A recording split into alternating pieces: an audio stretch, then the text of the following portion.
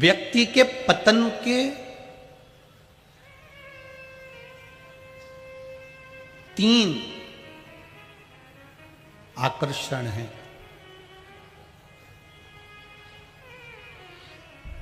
भक्त शिव महापुराण की कथा कह रही है, व्यक्ति का पतन, मनुष्य का पतन 3 आकर्षण के कारण हो जाता है। इन 3 आकर्षण में पहला आकर्षण है धन, दूसरा आकर्षण है स्त्री, और तीसरा आकर्षण है आपकी बड़ाई, आपकी प्रशंसा।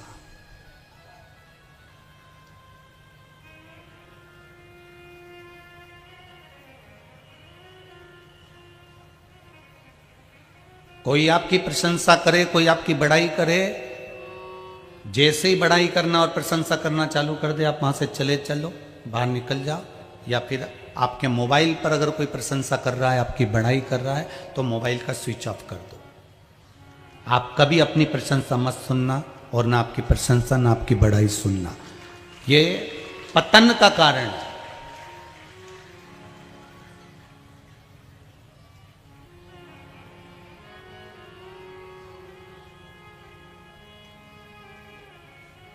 अगर कोई आपकी प्रशंसा कर रहा हो, कोई आपकी बड़ाई कर रहा हो, तो आप बिल्कुल मत सुनो। हाँ, कोई आपकी बुराई कर रहा हो, कोई आपकी निंदा कर रहा हो, तो भगवान के मंदिर में जाकर 2 घी के दिए लगाना। आज मेरी निंदा चालू हुई, आज मेरी प्रसन्नता है, इस चीज की मुझे प्रसन्नता है कि आज मेरी निंदा, आज मेरी बुराई दुनिया के लोग कर रहे हैं, आज मुझे अच्छा लग रहा है, आज श्रेष्ठता हुई है मेरे जीवन की।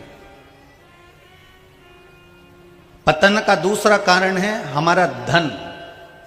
संपदा बढ़ गई, धन बढ़ गया, पैसा बढ़ गया, हमने लोगों को गिनना बंद कर दिया, पुराने संबंध समाप्त कर दिए, हम दूसरे से बात करना पसंद नहीं करते, हमारे पास इतना धन आ गया, वैभव आ गया कि हमें किसी की बात ही अच्छी नहीं लग रही।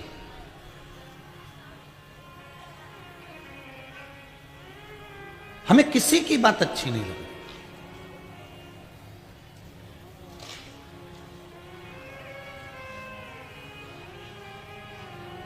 दूसरा पतन का कारण है हमारा धन, और तीसरा पतन का कारण है स्त्री।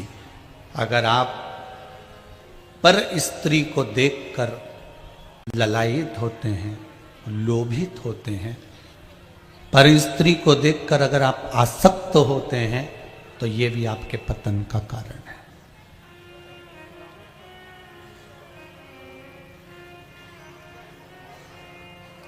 तीन चीजों से बच लिए।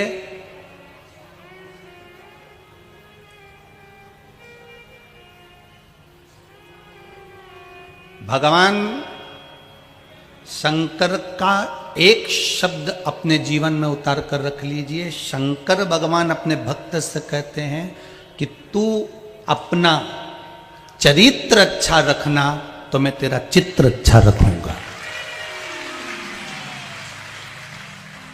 मेरा वो घड़दानी, मेरा शंभु, मेरा त्रिकालदर्शी, मेरा कैलाशी, मेरा शिव एक बात कहते हैं, तू अपना चरित्र अच्छा रखना, तो मैं तेरा चित्र अच्छा रखूंगा।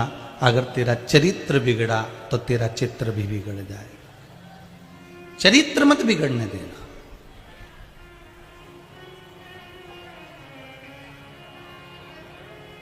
शंभु के भजन में, शंभु के स्मरण में, शिव कथा में, शंकर के नाम जाप में, शंकर के भजन में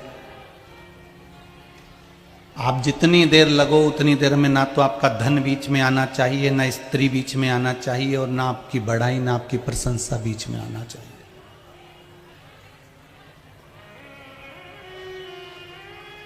कोई निंदा कर रहा हो तो आपको प्रसन्न हो जाना चाहिए कि हाँ, ये मेरी निंदा में लगा हुआ है।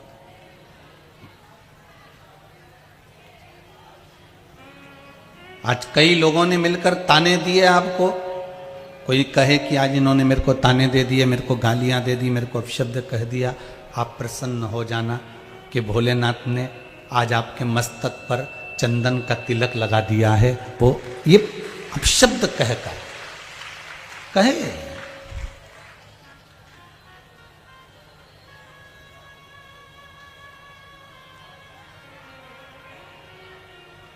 गाँव का लोग मने बावरी बतावे, संग की सहेलियां सब उंगली उठावे। महाराज, सारे संसार के लोग अगर आपको मीराबाई को कितने ताने देते, कितना अपशब्द कहते, कितने कितने ताने सुनाए जाते, पर उन शब्दों के बल पर भी मीरा सुख का अनुभव करती है।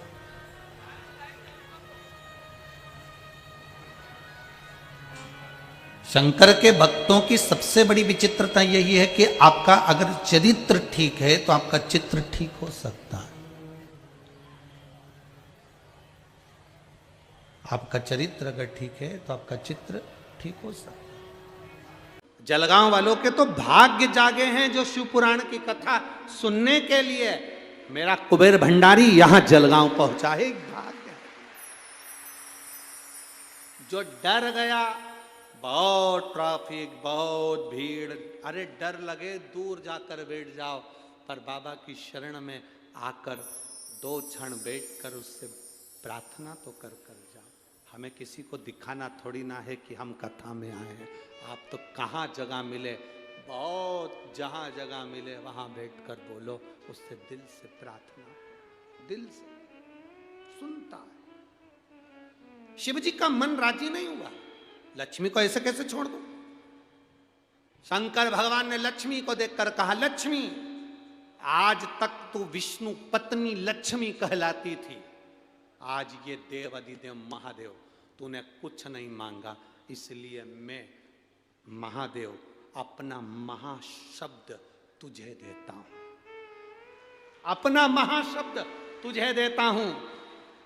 दुनिया के लोग मुझे महादेव कहते हैं, मेरा महाशब्द तुझे देता हूं। आज से तू विष्णु पत्नी लक्ष्मी नहीं, विष्णु पत्नी महालक्ष्मी कहलाए। महालक्ष्मी। सुन लक्ष्मी, अपना सोमवार एक ही वार मेरे पास में है, वो सोमवार भी तुझे देता हूं। लक्ष्मी ने कहा, प्रभु आपने सोमवार मुझे दिया है, मैं इस बेलपत्री के वृक्ष के नीचे महादेव आपको वचन देकर जाती हूं, जो सोमवार के दिन शिव मंदिर में भूल से भी 1 लोटा जल चढ़ा देगा, मैं महालक्ष्मी कहलाती हूँ। लक्ष्मी और महालक्ष्मी में अंतर है। लक्ष्मी घर में आती है, वापिस चली जाती है, पर महालक्ष्मी जिसके घर में आती है वो जिंदगी भर के लिए नहीं जाती। महालक्ष्मी कह रही है, बाबा आपने मुझे सोमवार का दिन दिया, जो सोमवार के दिन शंकर के मंदिर में आकर 1 लोटा जल समर्पित करेगा, ये महालक्ष्मी उसके लोटे को खाली नहीं जानने देगी, उसमें स्वयं महालक्ष्मी बैठकर उसके घर तक जाए, उसके घर तक जाए। सारी समस्या का हल 1 लोटा जल, बोल बम का नारा है, बाबा है सारा। आप शिव जी के मंदिर में जल चढ़ाने के लिए जाते हैं, ये अनुभव रखिए, वहां से आप खाली हाथ नहीं आते, महालक्ष्मी आपके साथ आती है। कौन आती है? महालक्ष्मी। महालक्ष्मी आपके साथ भय ना खाएं। ये तो बाबा की कृपा से ये कथा बड़े जटाधारी मंदिर पर हो रही है, शिव कृपा, शंकर की। एक बात बहुत अच्छे से ध्यान करें, पशुपति व्रत करते हैं आप या कोई भी व्रत आप करते हैं तो उसको हृदय से करें, दिखावे से नहीं करना। हमको भगवान का अगर व्रत करना है तो दिल से करना है। पशुपति व्रत का एक नियम है, कई माताओं ने लिखकर भेजा है हमको पशुपति व्रत का नियम बता दे गुरुदेव। पशुपति व्रत हम बार बार यूट्यूब पे सर्च करते हैं तो कोई कुछ बताता है, कोई कुछ बताता है। हम फिर निवेदन कर देते हैं, इस व्यासपीठ से बैठकर बोले हुए शब्दों का अगर आपके पास वीडियो है तो उसमें पशुपति व्रत अगर बताया है तो वो व्रत का विधान है। हमारा फोटो दिखाकर यूट्यूब पर ना जाने कितने लोग चैनल बना लेते हैं, ना जाने फेसबुक पे कितने चैनल बना लेते हैं और उस पर हर कोई डालते रहते हैं। ये उनका वर्णन, उससे हमको मतलब नहीं। पशुपति व्रत का नियम है, आप आराम से एक समय फलाहार करो, एक समय भोजन करो, कोई मना नहीं। सुबह के समय पर जाकर शंकर भगवान का अभिषेक पूजन करो, वो पूजन की थाली वापिस लेकर आ जाओ। उस पूजन की थाली में शाम को 6 दिए रख कर ले जाओ, मीठे का प्रसाद ले जाओ और बाबा की पूजन अर्चना शाम को उसी थाली से करो। थाली में जो भी सामान रखो थोड़ा ऐसा रखना कि सुबह भी पूजन में काम आ जाए, शाम को भी पूजन में काम आ जाए। प्रयास करिएगा। केवल जल और दूध भले आप प्रयोग में लेते हो तो वो भले दूसरा ले सकते। थाली लेकर जाइए, बाबा की पूजन करिए, मीठे के प्रसाद के 3 हिस्से कर दो, 5 दिए शंकर भगवान के सामने लगा दीजिए। 3 हिस्से जो प्रसाद के करे हैं बाबा की पूजन कर कर 2 हिस्से मंदिर में छोड़िए, 1 हिस्सा अपनी थाली में रख लीजिए, 1 दिया वो भी थाली में रख लीजिए। 5 दिए शंकर जी के सामने लगाकर पहली बार जब आप व्रत करें बाबा से अपनी कामना कर कर प्रार्थना करें। बाबा की पूजन अर्चना कर कर थाली लेकर, दिया लेकर और 1 प्रसाद का हिस्सा लेकर करने से पहले उस प्रसाद को आपको खाना है, उस प्रसाद को किसी को नहीं देना। वो प्रसाद का हिस्सा आपको खाना है, इसके बाद भोजन करना है। ऐसे 5 व्रत करो। 5वां व्रत जब पूर्ण हो, 5वें व्रत की जैसी पूर्णता हो, शाम के समय जब पूजन करने जाएं तो एक श्रीफल लेकर जाएं, कुछ भी सामग्री की 108 आप भगवान को समर्पित करें। 108 बेलपत्र लें या आप चावल का दाना लें, मूंग दाना लें, जो भी आपको बाबा को चढ़ाना है वो आप भाव से समर्पित कर सकते हैं। किसी ने लिखा था गुरुजी क्या हम 108 सिक्के चढ़ा सकते हैं? चढ़ा सकते हो आप। 108 नोट चढ़ा सकते हैं, 108 नोट भी चढ़ा सकते हैं, आपकी जो मर्जी हो। लौंग है, बाबा को जो आप समर्पित करना चाहते हैं आप दें बाबा।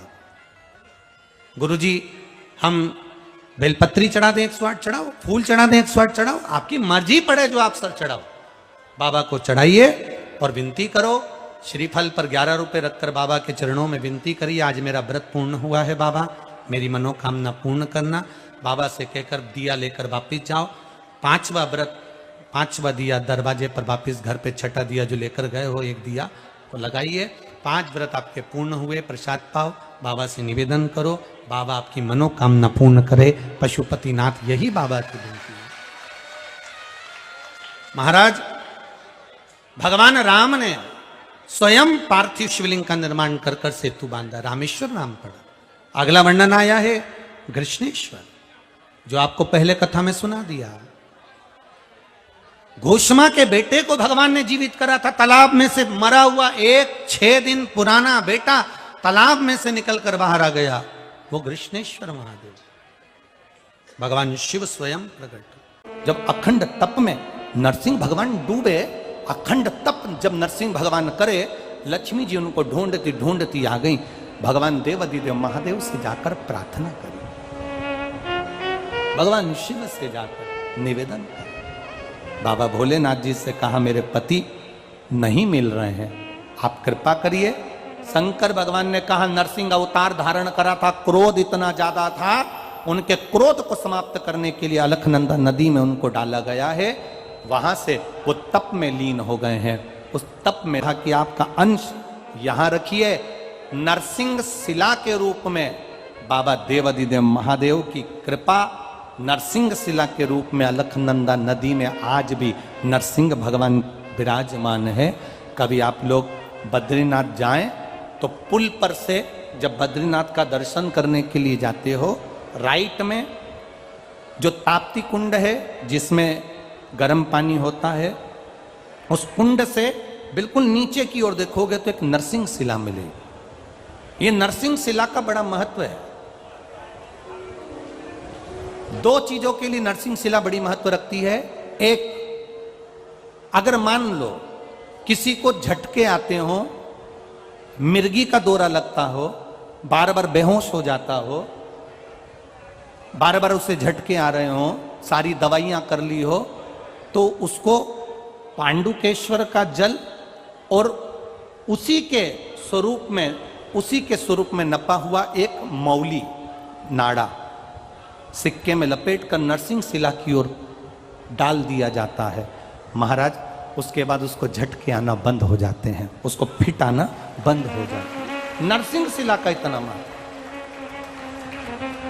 पांडुकेश्वर का जल उस जीव को हमेशा देना चाहिए जिसको झटके आते हैं, जिसको झटके आ रहे हैं। पांडुकेश्वर बद्रीनाथ जाते हैं तो बीच में पांडुकेश्वर पड़ता है, आप अगर देखेंगे तो बड़ा बोर्ड लगा हुआ है पांडुकेश्वर का। वहां उतरेंगे, जल लेंगे भोलेनाथ जी के शरीर का और वो जल बोतल में भरकर लेकर आएंगे, उसको दी पांडुकेश्वर। नरसिंह शिला, जिन पति पत्नी में झगड़ा हो गया, वो अदालत में बात चल रही हो और वो तलाक नहीं चाहते तो भी तलाक हो रहा है, किसी भी रूप में, कहीं ना कहीं किसी ना किसी रूप में आपस में संबंध बेकार हो रहे हैं, तब नरसिंह शिला का प्रयोग, मौली का प्रयोग, पूर्व में भी हमने कथा में कहा है, वो डला होगा यूट्यूब पर, वो कर सकते। भगवान शिव का अधिक मास की अमावस्या समापन और सावन का महीने का लगना, यह भगवान शंकर के श्रंभेश्वर रूप का प्रागट्य है। बोल शंभेश्वर महादेव की जय। भगवान शिव का एक स्वरूप शंभेश्वर महादेव के रूप में प्रकट हो जाता है। भगवान देवादिदेव महादेव का आनंद स्वरूप वहां पर रहता है। इसलिए आप सबसे निवेदन है, प्रयास करना, 33 मालपुओं का दान शंकर भगवान के सुंदर अधिक मास के महीने में अवश्य करें। जब अमावस्या, अधिक मास की पूरा महीना पूर्ण हो और अमावस्या आए, तब भगवान शिव की आराधना अवश्य करें। देखिए जरा भाव देखिए हमारे सनातन धर्म में, भगवान को रिझाने का तरीका देखिए। अब कई लोग कहते हैं ये गुड़ से क्या होता है, ये मूंग से क्या होता है, ये धने से क्या होता है, चावल से क्या होता है, बेलपत्र से क्या होता है।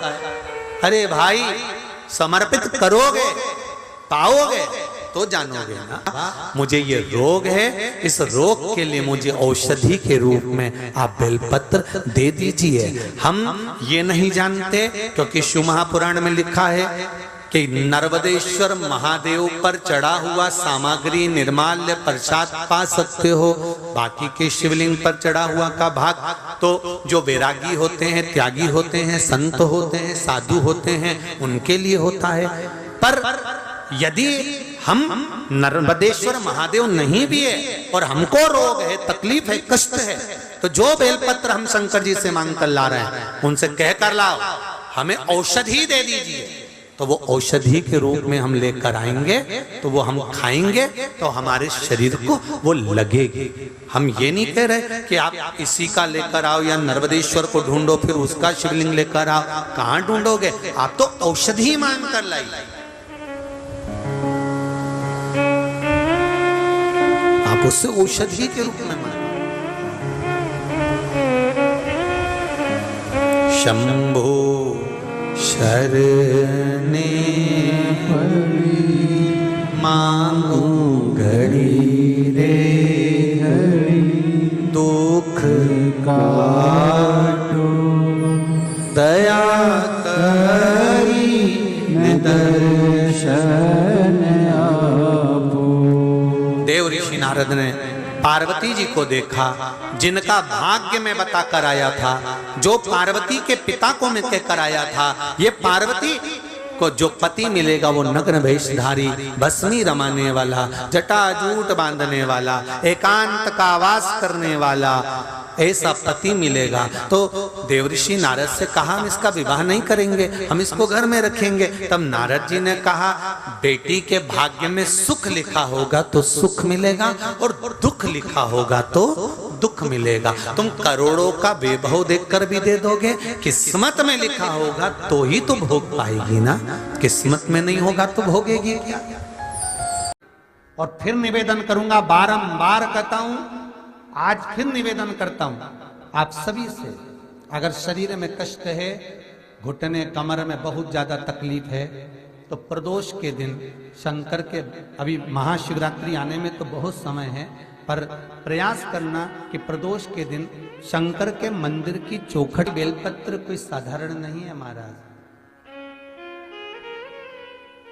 वो कहते हैं ना, इस बेलपत्री में क्या क्या गुण है महाराज। ऐसा कोई रोग, ऐसी कोई बीमारी, ऐसा कोई क्षण, ऐसी कोई तकलीफ जिसको वो बेलपत्र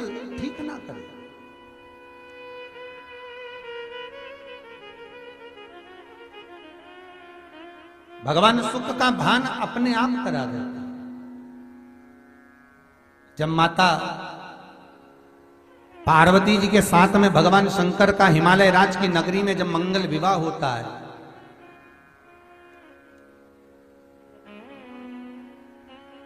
पार्वती मैया भगवान शंकर को पाने के लिए अपनी सखियों के साथ एक गुफा में प्रवेश कर कर शिवलिंग का पूजन करती है, जैसे हरतालिका तीज का पूजन माताएं करती हैं, पूजन करती हैं।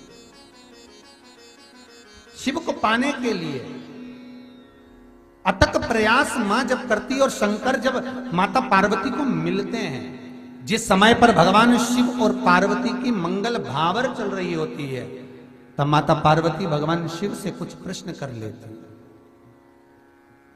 हे भोलेनाथ, हे शंभु, हे त्रिकालदर्शी कैलाश, मेरे मन के कुछ संशय जिनको मैं भावर के समय पर मिटाना चाहती हूं,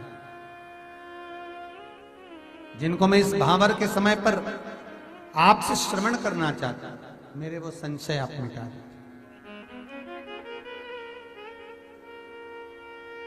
पार्वती, ऐसा कौन सा संशय है तुम्हारे भीतर जिसको आप सुनना चाहती हो? पार्वती जी कहती हैं, शिव, वो संशय केवल आप ही समाप्त कर सकते हो। और बाबा भोलेनाथ जी से माता पार्वती ने कुछ 3 संशय हैं जो माता पार्वती शंकर जी से कहती हैं। पहला संशय माता पार्वती का कि भोलेनाथ, संसार में जिस कन्या का वर के साथ में विवाह होता है, उस विवाह के समय पर वो वर और कन्या किस रूप में रहते हैं? शंकर जी कहते हैं वो वर कन्या में मेरा ही प्रतिबिंब पाया जाता है। इसीलिए हमारे यहां कहते हैं कि दूल्हा जो बना है, दुल्हन जो बनी है, वो शंकर और पार्वती का ही प्रतिबिंब है। इसलिए उनसे कहा जाता है तुम इतने दिन कोई काम ना करिए, आराम करिए, भगवत भजन धारण करिए, हल्दी लग गई है तो ये कार्य ना करिए, वो शिव का ही प्रतिबिंब है। दूसरा कारण कहा, जगत संसार में जब संपदा की कमी होती है, जगत संसार में जब लक्ष्मी की कमी होती है, जगत संसार में जब वैभव की कमी होती है, तब वो वैभव प्रदान करने वाला कौन है? शंकर कहते हैं पार्वती, जिस समय पर वैभव और संपदा की कमी हो, पार्वती, संसार का मनुष्य यदि मेरे चरणों का स्तमन करता है, मेरे चरणों का स्मरण करता है, शंकर कहते हैं मैं चोर को जो कुबेर बना सकता हूं, उस कुबेर को उसके घर पर भी भेज सकता हूं, बस मेरे चरणों का स्मरण करे। जब दुख हो, तकलीफ हो, कष्ट हो, वो स्मरण करे। पार्वती जी का तीसरा कारण कहा, महाराज, जगत मिथ्या संसार से जब जीव जाए तो उसको आपकी शरणागति किस भाव से मिले? तो कहा, पार्वती, केवल मेरे नाम का मंत्र उच्चारण ही मुझे प्राप्त करा देता है। ऐसे 3 संशय पार्वती जी के मंगल विवाह पर हुए हैं। भाव भक्ति से आज की कथा को यहां विराम की ओर लेते हैं। देवऋषि नारद ने भगवान शिव से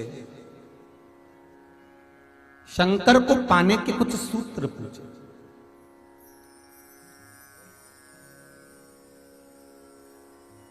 पांच कारण हैं जिससे शंकर हमें प्राप्त हो सकते हैं अंतिम क्षण में। 5 कारण। पहला, अगर आप शंकर के मंदिर में जाकर 1 लोटा पानी चढ़ा रहे हैं तो शिव की कृपा आज नहीं तो कल, कल नहीं तो परसों, कभी मेरे बाबा की कृपा आप पर बनेगी जरूर। ये शंकर के ही शब्द देवऋषि नारद को है। दूसरा, देवऋषि नारद,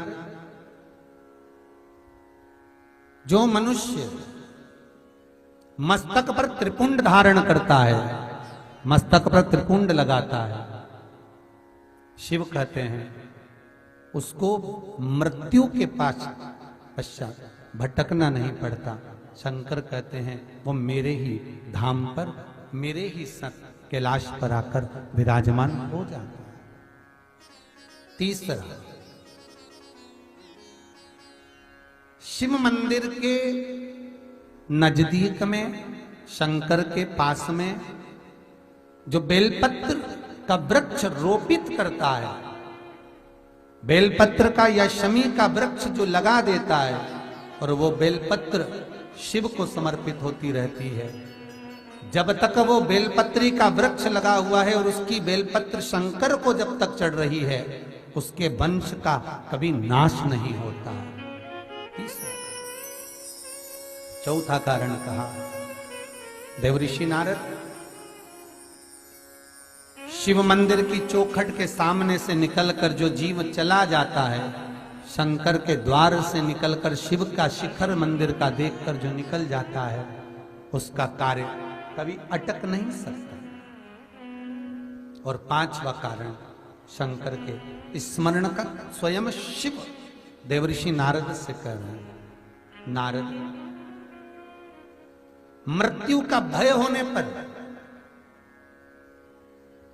संसार में भटकने वाला व्यक्ति जब मृत्यु के भय में पड़ जाता है, कोई बीमारी, कोई रोग, कोई कारण, कोई एक्सीडेंट, कोई कारण में जब मनुष्य फंस जाता है, तो शंकर कहते हैं नारद, उसके मुख से, उसके स्मरण से, उसके परिवार के स्मरण से एक बार भी अगर दिल से मेरा नाम निकलता है, तो मैं उस रोग को, उस कष्ट को, उस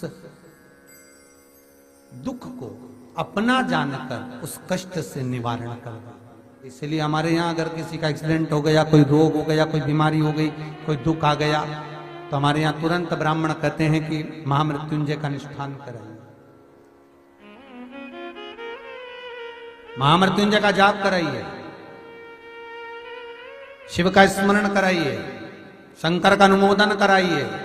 आज बहुत कीमती सी चीज आपको दे रहे हैं गुरु पूर्णिमा के अवसर पर, बहुत कीमती सी चीज दे रहे हैं। प्रैक्टिकल जरूर करना कि सियोर वाला महाराज झूठ तो नहीं बोल दिया। बहुत कीमती सी चीज है, पर हर जगह पर उसको प्रयोग मत करना, हर जगह पर उसका प्रयोग मत करना। उसका प्रयोग करना जब बहुत ज्यादा उलझन में हो, बहुत टेंशन में हो, बहुत तकलीफ में हो, और तुमसे कोई भिड़ रहा है, तुम्हारे ऊपर आक्षेप कर रहा है, तुमको बहुत तकलीफ दे रहा है, और उस समय पर तुम अगर कुर्सी पर बैठे हो, सोफे पर बैठे हो, सिंहासन पर बैठे हो, तो अपने पुरुष अपने सीधे पांव का और महिला अपने उल्टे पांव का अंगूठा पृथ्वी पर टिकाकर अशोक सुंदरी का स्मरण कर ले। उतनी देर में आपका जो मन का टेंशन है, चिंता है, जो सामने उलझन आकर खड़ी है, 7 से 8 मिनट लगता है, धीरे धीरे धीरे धीरे हल होना प्रारंभ हो जाता है।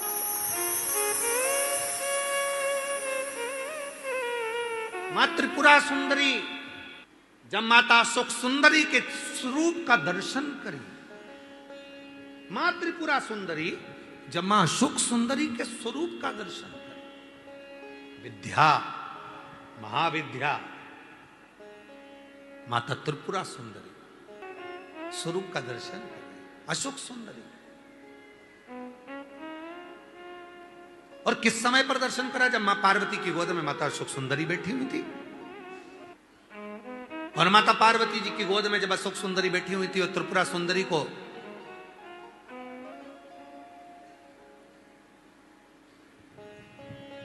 मां जगत जननी जगदम्बा अम्बा ने अब उस विद्या को स्मरण किया, और माता त्रिपुरा सुंदरी ने जब अशोक सुंदरी का दर्शन किया, देखा, देखकर क्या दूं मैं इस मातृ शक्ति की गोद में जो बैठी है उसको क्या दिया जाए?